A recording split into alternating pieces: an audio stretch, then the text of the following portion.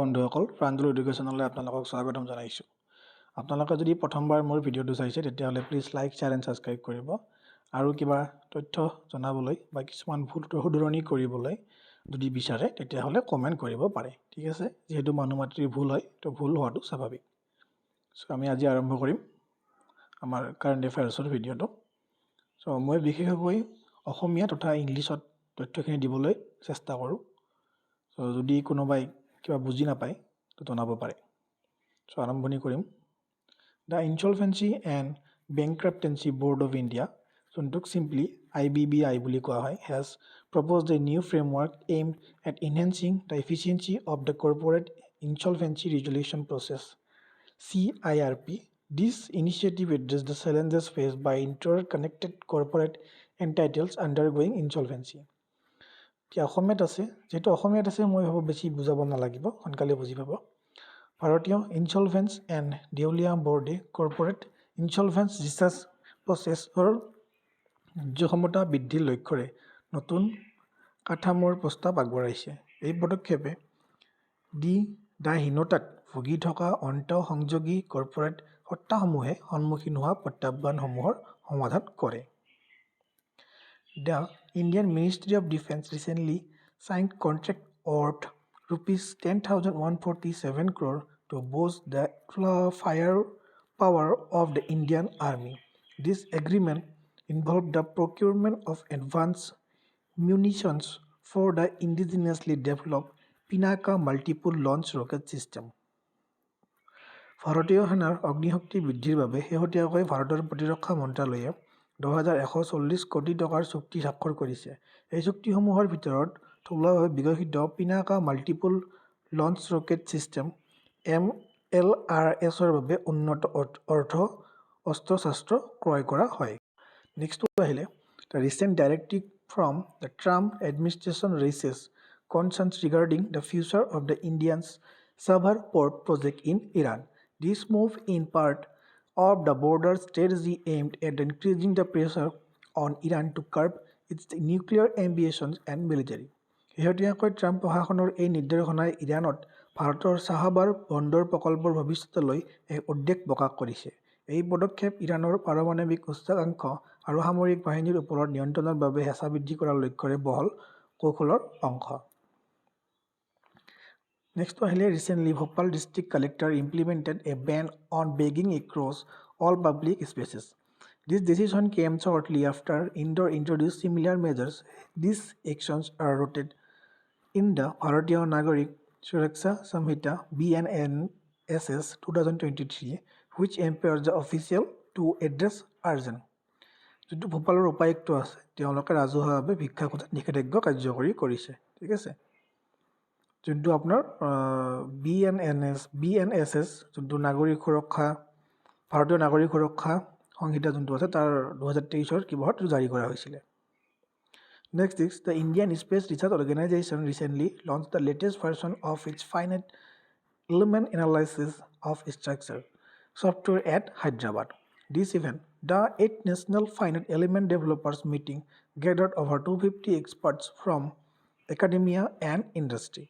ভাৰতীয় মহাকাশ গৱেষণা সংস্থাই শেহতীয়াকৈ IIT হায়দৰাবাদৰ নিজৰ finite element analysis of structures ছফ্টৱেৰৰ শেহতীয়া সংস্কৰণ মুকলি কৰিছে। এই অনুষ্ঠানত অষ্টম ভাৰতীয় সসীম উপাদান বিকাশিত সভা শৈক্ষিক আৰু উদ্যোগৰ 250 জনতকৈও অধিক বিশেষজ্ঞক একত্ৰিত কৰা হৈছিল। Recently, the focus on India's-US defense collaboration intensified, particularly concerning the Stryker infantry combat vehicles. This comes in the wake of US President Donald Trump's encouragement for India to increase military procurement from the US Prime Minister Narendra Modi's upcoming visit to Washington, D.C. has further brought into light this strategic partnership.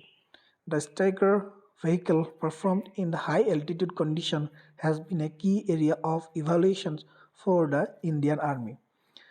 শেহতীয়াকৈ ভাৰত আমেৰিকাৰ ওপৰত গুৰুত্ব আৰোপ কৰা হৈছে, বিশেষকৈ ট্ৰাইকাৰ পদ্ধতিক যুদ্ধ বাহনৰ সন্দৰ্ভত প্ৰতিৰক্ষা সহযোগিতা তীব্ৰতৰ হৈ পৰে। আমেৰিকাৰ প্ৰধানমন্ত্ৰী নৰেন্দ্ৰ মোদীৰ আগন্তুক ৱাশ্বিংটন DC ভ্ৰমণৰ পৰা সামৰিক ক্ৰয় বৃদ্ধি কৰিবলৈ আমেৰিকাৰ ৰাষ্ট্ৰপতি ডোনাল্ড ট্ৰাম্পে ভাৰতক উৎসাহিত কৰাৰ পিছত এই কৌশলগত আংশীদাৰিত্বক আৰু অধিক পোহৰলৈ আনিছে। উচ্চ স্তৰৰ পৰিস্থিতিত ট্ৰাইকাৰ বাহনখনৰ প্ৰদৰ্শন ভাৰতীয় সেনাৰ বাবে মূল্যায়নৰ এক মূল্যক্ষেত্ৰ হৈ পৰিছে। The Indo-Tibetan Border Police has opened a new company operative base, simply called COB, in Kutul, Chhattisgarh. This area is a stronghold for Naxalite activity.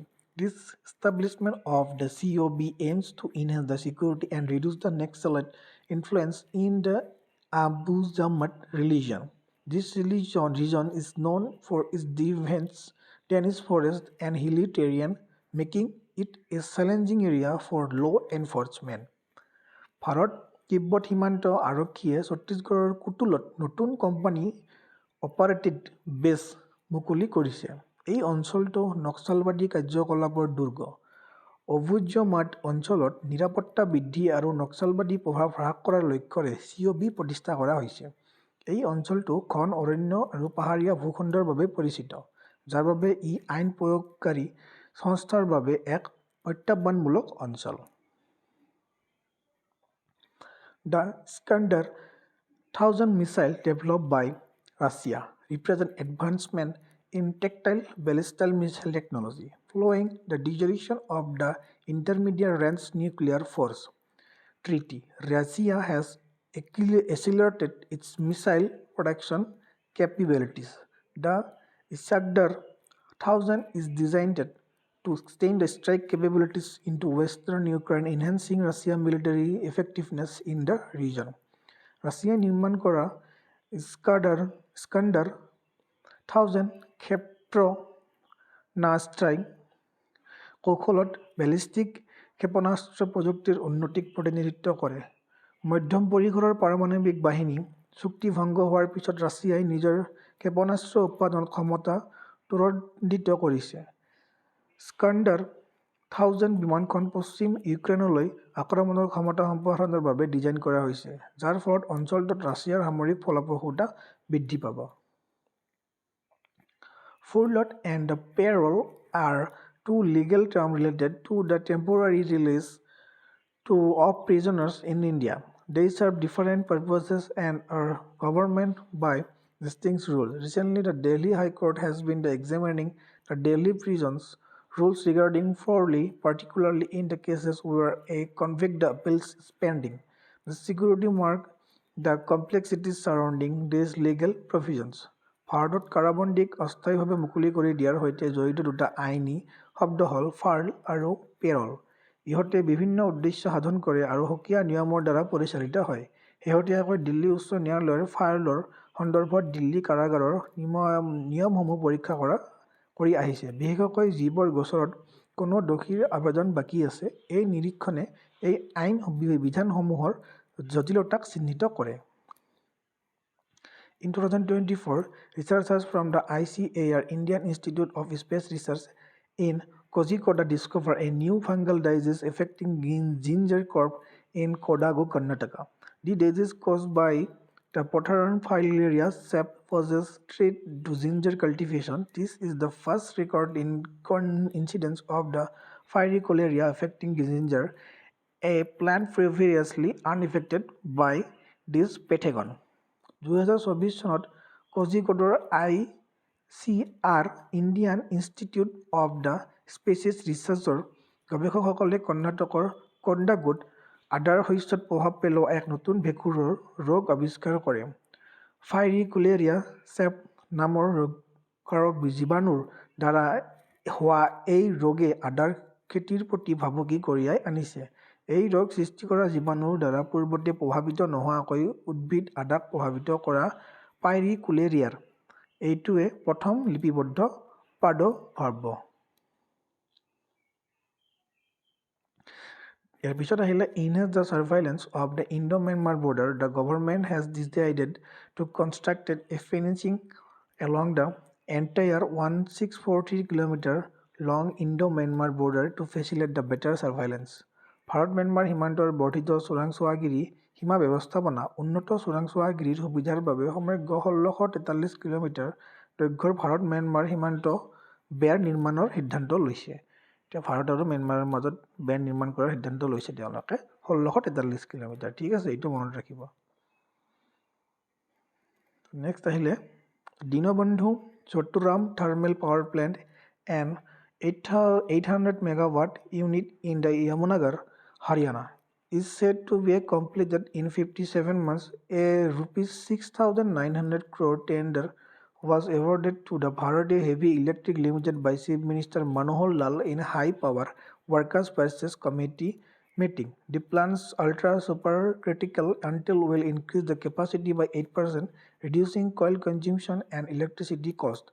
Aligning with the Make in India, it employs the indigenous technology, ensuring the uninterrupted power supply and featuring advanced smaller size components for faster eco-friendly electricity generation.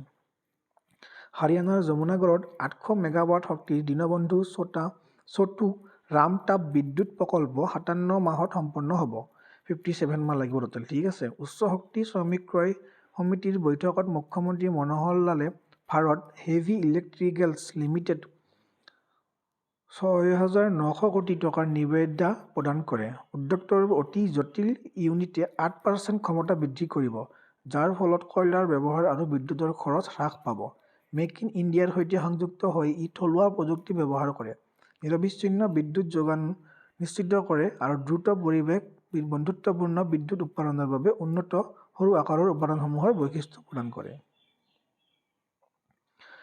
এতিয়া আহিব ministry of state of heavy industry reflect Samarth Center to Lok Sabha, Samarth are smart advanced manufacturing and rapid transformation hub. So simply it